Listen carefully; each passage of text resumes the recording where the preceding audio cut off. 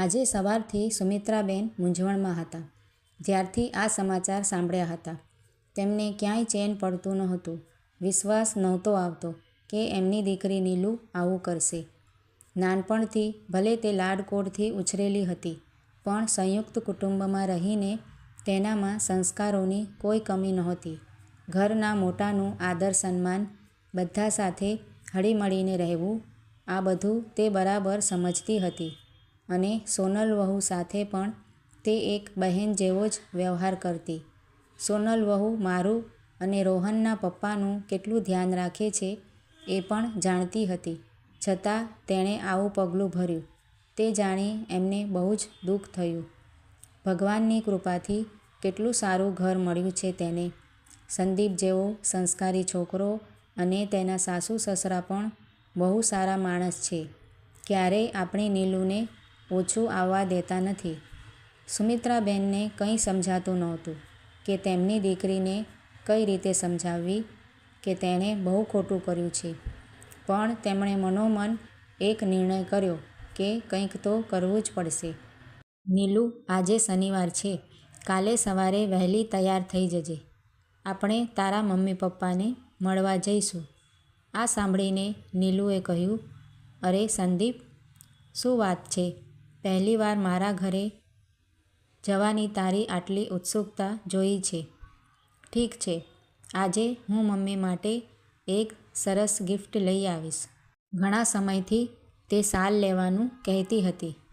હું આપીશ તો તેને સારું લાગશે. બીજે દિવસે સંદીપ અને નીલુ તેમની માતાને મળવા માટે ઘરેથી નીકળ્યા.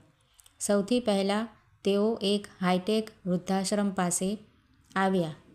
સંદીપે કહ્યું, નીલુ, તું કારમાં બેસ, હું 10-15 મિનિટમાં મમ્મી પપ્પાને મળીને આવું છું. એમને અહીંયા કોઈ તકલીફ તો નથી ને? એમને અહીં ગમે તો છે ને? અને આ વૃદ્ધાશ્રમ વિશે જેવું સાંભળ્યું છે એવી સુવિધાઓ છે કે નહીં? આખરે આપણે મમ્મી પપ્પાના સારા જીવન માટે સારી એવી રકમનું દાન કરી રહ્યા છીએ. નીલુએ ફક્ત માથું હલાવ્યું. સંદીપ તેના માતા પિતાને મળવા માટે ગયો અને નીલુ કારમાં બેસીને વિચારતી હતી કે લીલા રંગની શાલ તેની મમ્મી પર કેટલી સુંદર લાગશે. મમ્મી પપ્પા તેને જોઈને કેટલા ખુશ થઈ જશે. અને અચાનક તેણે તેની કાર પાસે એક બીજી કાર આવીને ઊભી રહેલી જોઈ. કારનો દરવાજો ખુલ્યો અને આ શું? નીલુના મમ્મી પપ્પા તેના ભાઈ સાથે તે કારમાંથી નીચે ઉતરી રહ્યા હતા. નીલુને તેની આંખો પર વિશ્વાસ નહોતો થતો. તે ઝડપથી કારમાંથી નીચે ઉતરી અને કહ્યું, મમ્મી, તમે અહીં કેમ આવ્યા છો? નીલુની મમ્મીએ કહ્યું, હા, તારો ભાઈ અમને હાઈટેક વૃદ્ધાશ્રમમાં દાખલ કરાવવા આવ્યો છે. કાલે જ્યારે અમે અચાનક સંદીપને મળ્યા ત્યારે સંદીપે કહ્યું કે અમારા શહેરમાં એક હાઈટેક વૃદ્ધાશ્રમ ખોલવામાં આવ્યું છે, જેમાં વડીલોની તમામ જરૂરિયાતોનું ધ્યાન રાખવામાં આવે છે અને સમયાંતરે ભજન કીર્તન પણ યોજાય છે. બહાર ગામથી લોકો વૃદ્ધોને મળવા આવે છે. લોકો તેમના જન્મદિવસ પણ ઉજવે છે. તેથી નીલુ માને છે કે વૃદ્ધ લોકોએ આવી જગ્યાએ રહેવું જોઈએ. પછી ભલેને તેઓ તેમના બાળકોથી દૂર થઈ જાય. પહેલાં તો સંદીપની વાતનું અમને ખરાબ લાગ્યું. પછી મેં જ તારા ભાઈઓને કહ્યું, જ્યારે વૃદ્ધો માટે આવા હાઈટેક વૃદ્ધાશ્રમ ખોલવામાં આવ્યા છે તો પછી બાળકોએ ચિંતા કરવાની શી જરૂર છે?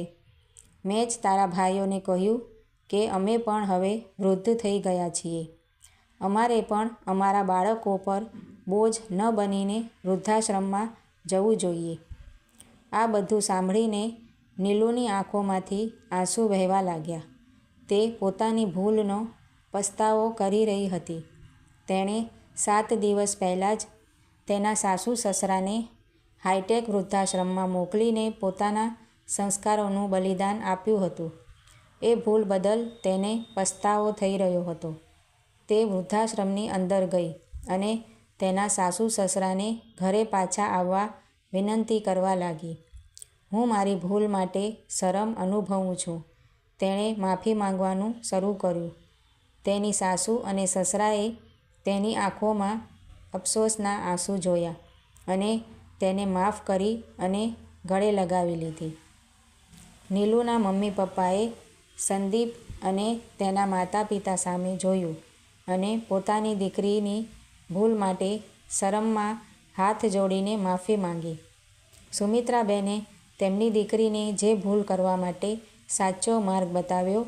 જો આપણે પણ દીકરીઓને આવી જ સાચી શિખામણ આપીએ તો કોઈ ઘર વિખેરાય નહીં.